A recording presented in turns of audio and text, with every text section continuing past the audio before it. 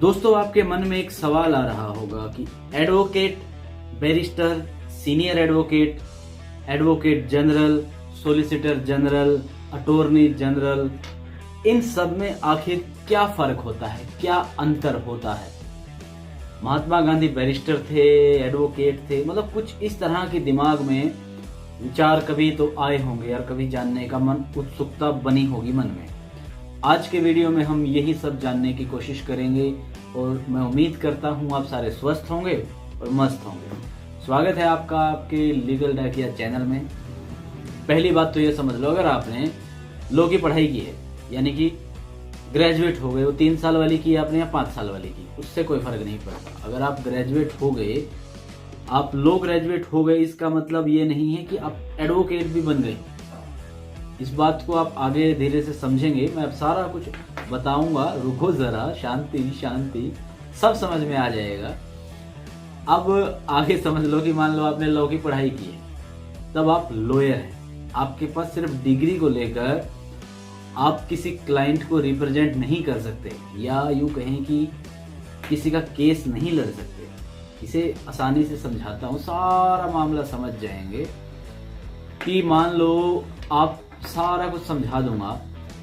आपने भारत में लॉ की डिग्री की तो आप हुए लॉयर। बाहर इंग्लैंड या फिर साउथ अफ्रीका से किसी ने लॉ की डिग्री की, प्रोसेस वही होता है, उनकी थोड़ी अलग है, पढ़ाई का फर्क होता है, वो हुए वहां के बैरिस्टर। उसी तरह बैरिस्टर भी किसी क्लाइंट का केस नहीं लड़ सकता, वो कोर्ट में किसी क्लाइंट को रिप्रेजेंट नहीं कर सकता। जैसे भारत में लॉयर है और किसी इंग्लैंड वगैरह में बैरिस्टर है, वहां से उसने लॉ की पढ़ाई की है, अभी वो सिर्फ ग्रेजुएट है वहां पे। भारत में या कहीं और, भारत में कोई लॉयर या बैरिस्टर बार काउंसिल में जब तक अपना एनरोलमेंट नहीं करवा लेता तो वो एडवोकेट नहीं बन जाता। बार काउंसिल में एनरोल करवाने के बाद वो एडवोकेट बन जाता है, अधिवक्ता बन जाता है। लॉ की डिग्री के बाद बीसीआई का एक एग्जाम क्लियर करना होता है, जिसके बाद बार काउंसिल ऑफ इंडिया से उसको लाइसेंस लेना पड़ता है। लाइसेंस मिलने के बाद वो कोर्ट में प्रैक्टिस कर सकता है। अब वो खुले में कोई चक्कर नहीं है, पुष्पा झुकेगा नहीं वाला सिस्टम हो जाता है, वो एडवोकेट बन जाता है। मतलब वहां पे एनरोल करवाना बहुत जरूरी है। बार काउंसिल में अगर आपने एनरोल नहीं करवाया तो आप किसी क्लाइंट का केस नहीं लड़ सकते, आप एडवोकेट नहीं बनेंगे, आप लॉयर हैं तब तक। उसी तरह बैरिस्टर वाला मैंने आपको बताया। इसके पार्ट हैं आगे, advocate, senior advocate, advocate on record.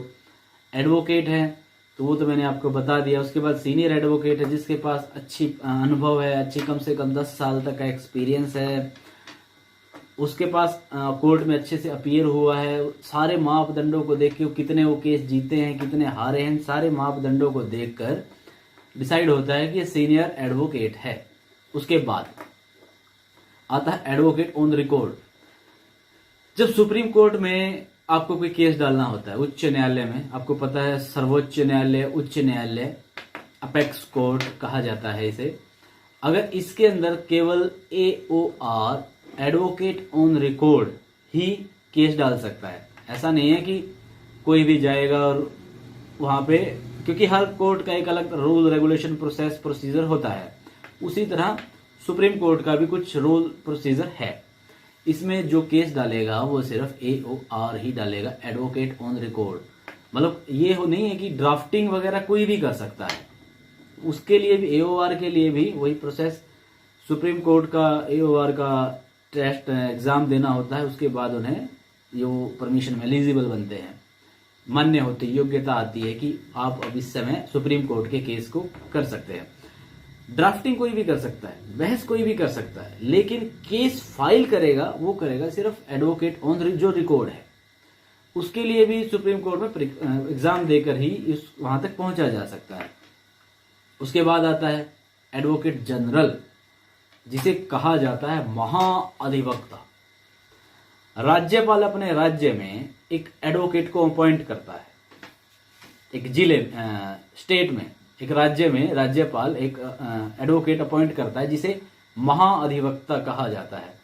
महाधिवक्ता का काम क्या होता है? अगर स्टेट गवर्नमेंट को अदालत में रिप्रेजेंट करना पड़े तो इस महाअधिवक्ता एडवोकेट जनरल का सारा मेन रोल होता है। सरकार की तरफ से स्टेट में एडवोकेट जनरल काम करते हैं। ये अदालत में सरकार को पक्ष करते हैं, पक्षधर मतलब सरकार के पक्षधर होते हैं। उसके बाद उसके साथ अगर स्टेट गवर्नमेंट का कोई लीगल एडवाइस चाहिए या फिर कुछ इस तरह का लीगल कोई इस तरह की स्टेट को जानकारी चाहिए तो वो जानकारी वो सारा कुछ एडवोकेट जनरल से ही उसे प्राप्त होगा। एडवोकेट जनरल को स्टेट का फर्स्ट लॉ ऑफिसर भी कहा जाता है। इसके बाद हम बात करते हैं अटॉर्नी जनरल की। अटॉर्नी जनरल को हिंदी में कहा जाता है महान्यायवादी। अटॉर्नी जनरल को कहा जाता है महान्यायवादी। जैसे एडवोकेट जनरल किसी भी लीगल मैटर के लिए स्टेट के लिए होगा, स्टेट को रिप्रेजेंट करता है, स्टेट गवर्नमेंट को रिप्रेजेंट करता है, स्टेट गवर्नमेंट के मामले देखता है, सरकार की तरफ से होता है। उसी तरह अटॉर्नी जनरल सेंट्रल गवर्नमेंट के ऊपर, डबल इंजन ऊपर वाला इंजन, सेंट्रल गवर्नमेंट के केसेस को हैंडल करता है और केंद्र सरकार के पक्ष को कोर्ट के सामने रखते हैं। इनको देश का फर्स्ट लॉ ऑफिसर भी कहा जाता है। अटॉर्नी जनरल के बाद आते हैं सॉलिसिटर जनरल। सॉलिसिटर जनरल भी बहुत पावरफुल व्यक्ति होते हैं। सॉलिसिटर जनरल का उन्हें देश का सेकंड लॉ ऑफिसर कहा जाता है, क्योंकि बड़ा इंजन केंद्र सरकार के मामलों को जनरली वो हेल्प करते हैं, मतलब वो अटॉर्नी जनरल को हेल्प करते हैं उनके केंद्र सरकार के मामलों को कोर्ट के सामने पेश करने में। अब इसके बाद दो टर्म आपने और सुनी होंगी, पब्लिक प्रोसिक्यूटर और गवर्नमेंट प्लीडर। हमारे देश में किसी भी व्यक्ति या समूह द्वारा किए गए किसी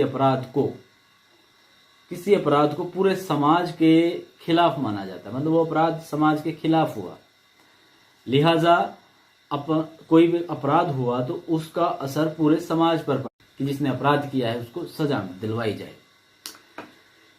किसी के अगर एक एडवोकेट, जब सरकार की तरफ से कोई एडवोकेट वो सरकार की तरफ से पीड़ित का पक्ष लेता है, विक्टिम का पक्ष लेता है, विक्टिम के पक्ष में कोर्ट के सामने पेश होता है, उसे बोला जाता है पब्लिक प्रोसिक्यूटर। इसे हिंदी में बोलेंगे लोक अभियोजक। इसे हिंदी में लोक अभियोजक कहा जाता है। पब्लिक प्रोसिक्यूटर मुख्यतः फौजदारी के मामले यानी कि क्रिमिनल मामले, इनका पीड़ित पक्ष को न्याय दिलाने के लिए उसकी तरफ से, सरकार की तरफ से वो उसको रिप्रेजेंट करता है, उसे बोला जाता है पब्लिक प्रोसिक्यूटर।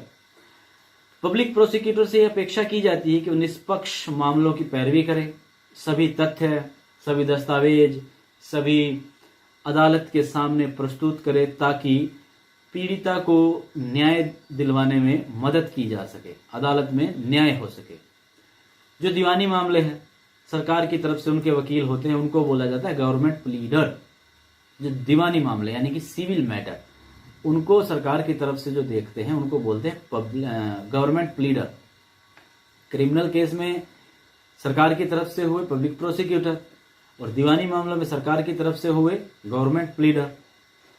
मैं उम्मीद करता हूं आपको ये सारी जानकारी क्लियर हो गई कि वकील, advocate, lawyer, solicitor general, attorney general, public prosecutor, इन सब के बारे में मैंने आपको बताया। मैं उम्मीद करता हूं अगर जानकारी आपको नहीं लगी, अच्छी लगी, तो आप हमारे चैनल को लाइक कर सकते हैं। चैनल हमारा अभी छोटा है, आप चाहें तो सब्सक्राइब कर सकते हैं, थोड़ी ग्रो करने में मदद कर सकते हैं आप। Thank you.